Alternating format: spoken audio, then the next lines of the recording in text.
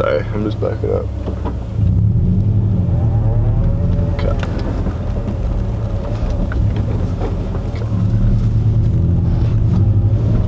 Okay. Alright guys. So, here we are. Hopefully this turns out well. I've never done a in-car video before, and my camera's always just propped up on the dash somewhere. So I do need to get a good setup, but it's besides the point. We are going to tailgate tuning today for a little dyno test of the car. Turn right on Bowles and drive. It is May the 6th at about 9:30 a.m. It's a half-hour drive. I have the appointment at 10 o'clock. Fix that again. Yeah, it's gonna be sliding all over the place. In 300 meters, turn right on Cottingham Road. Since we've done a lot to the car, so we've got the Crawford Performance billet blocks, the SSD Performance Cold Air Intake, a K&N dry flow filter, or AEM, sorry, same thing pretty much.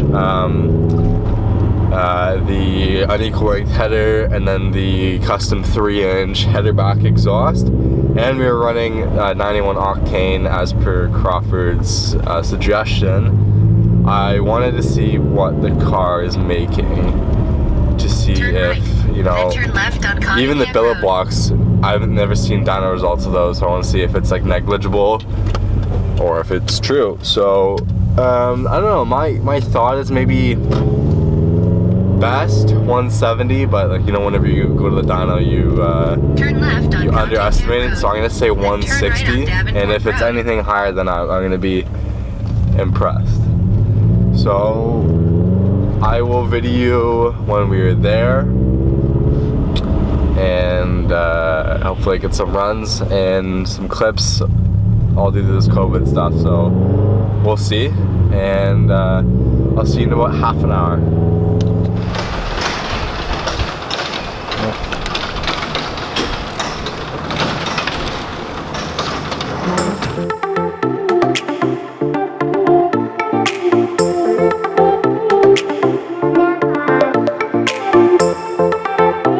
Artlist.io.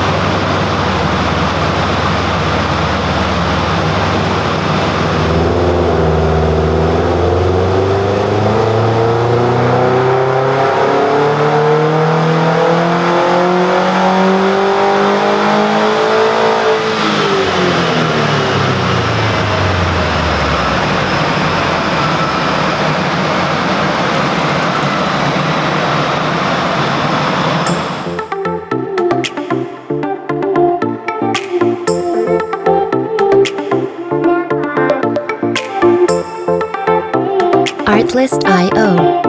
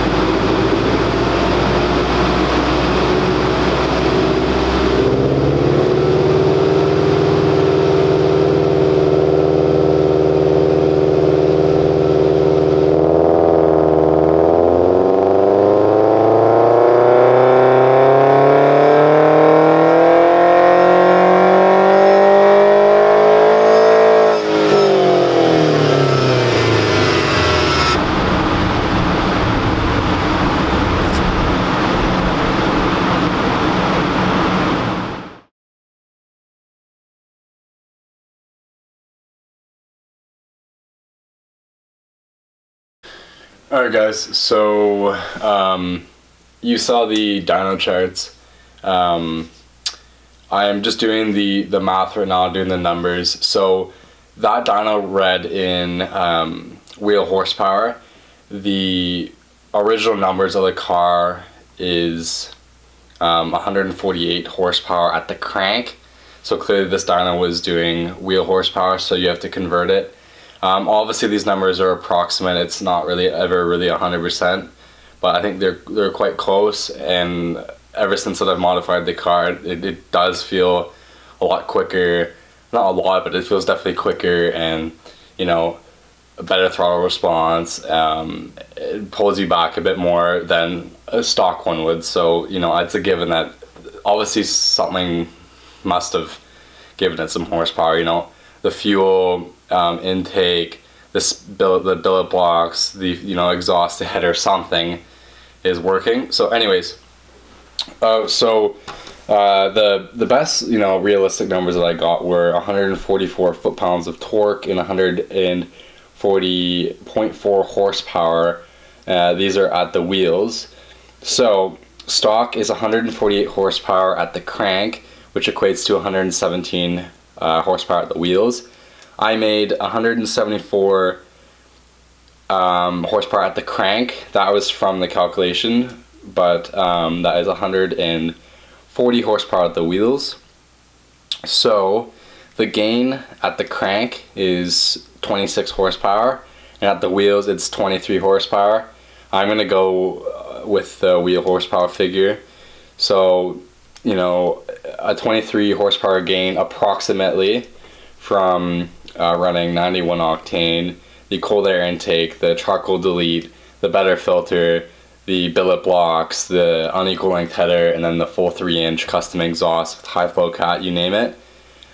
Hopefully gave me 23 extra horsepower without a tune. I will be getting tuned by Neutronics in the near future, but I would like to say thank you to all the guys at Toge. They always treat me very well, and it's always a pleasure to be there. So again, these are approximate numbers. I'm never 100% sure, but my calculations are correct, and dyno, hopefully I made it a little bit of power. So thank you for checking this video out, and stay tuned for more coming soon.